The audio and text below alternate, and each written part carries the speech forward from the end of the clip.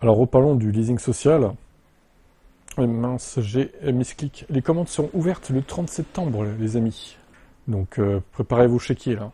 Une date qu'il faut bien retenir si vous êtes intéressé, car de nouveau la quantité sera limitée. 50 000 voitures doivent pouvoir profiter du dispositif. Si on se fie au grand engouement suscité pour le leasing en 2024, ça peut partir très vite.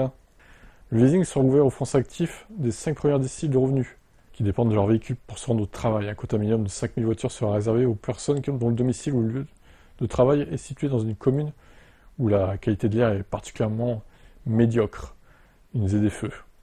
Le leasing concerne une offre de location longue durée d'au moins 3 ans. Il est possible de l'étaler sur plus longtemps.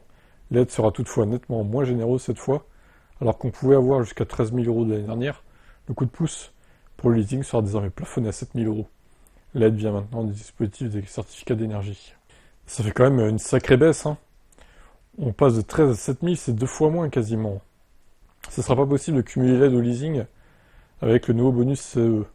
Mais ce sera toujours l'occasion d'avoir un véhicule à prix avantageux, car le nouveau bonus jusqu'à 4 200 €, ok. Seront éligibles les véhicules neufs atteignant le score environnemental minimal pesant moins de 2,4 tonnes et ayant un prix d'achat 47 000 €, inférieur à 47 000 €. Le gouvernement indique que les loueurs seront dans l'obligation de proposer une offre inférieure à 140 € par mois, voire en deçà pour participer au dispositif. Tous les loyers devront être inférieurs à 200 € par mois. Ce qui semble logique.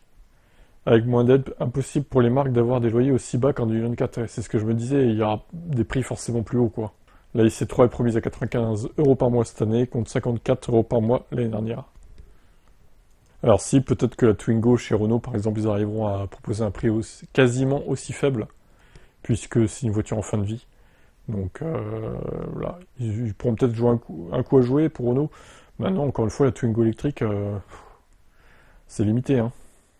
Donc, ce qu'il faut retenir, commande ouverte le 30 septembre, écoutez, on verra les prix d'ici là, hein. On finit l'été d'abord, chaque chose en son temps, et on verra les modèles éligibles, et puis surtout les tarifs de chaque modèle, quoi.